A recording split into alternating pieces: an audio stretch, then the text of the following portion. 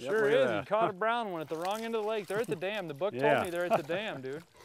Yeah, the book says they're supposed to be at the dam. They're supposed to be little too. That's a nice smallmouth right there, buddy. Nice work. And that's really no shocker to me because that's the fastest bait we've been throwing all day. That's a really pretty fish. Smallmouth, especially for Kansas. You know, 10 years ago, 15 years ago, we didn't have smallmouth in this state. So that's a pretty one right there. Kansas really done a good job with introducing smallmouth into our lake, but doesn't really look much like a smallmouth it's looking around like cover here. Well, there is a rock. Yeah, exactly.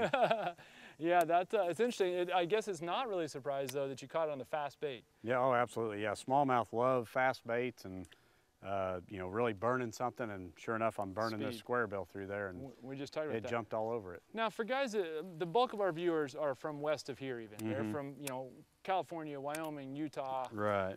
A lot of smallmouth. So I know you're probably more known as a largemouth guy, just because of you know that's basically how you make the most money. Here's fish right here. No, maybe. That's how you make the most money is by weighing the heaviest fish. So how does a guy that fishes smallmouth a lot, what are some of your the keys to being real consistent on catching larger than average smallies? You know, one, fishing bigger baits probably. You know, everybody gets so dialed into just catching fish, but you know, smallmouth, believe it or not, will bite really big baits, especially the big ones. You know, I watched some of your shows where you catch them on the great big jerk baits, these big, you know, 6-inch swim baits. Yep.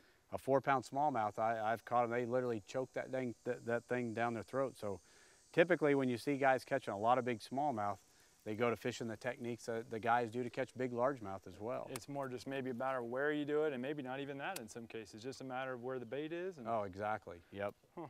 Now I know they tend to like fast stuff, or they're more responsive to it than say largemouth, erratic stuff, things like that. Yep, they definitely, the reaction strikes out of smallmouth. I mean, that's a big key. When they're feeding, they're easy to catch and they're a blast, but you know, a lot of the smallmouth you catch, you see guys throwing jerk baits and stuff, they're getting those reaction strikes out of those smallmouth. Yeah, when you go out and you catch 20 of them and 2 of them are hooked inside the mouth and all the rest are all over their face and outside of the lips and everything else, they're just slapping baits because they're excited. Yep, they're all, you know, schooled up, and it's a big competition to see who can get it. Well, that was a pretty one you just caught. Absolutely. Like that was one of our better fish of the day, and it was a brown one. Yeah, never would I have thought that. No, in 82-degree water, 87-degree water.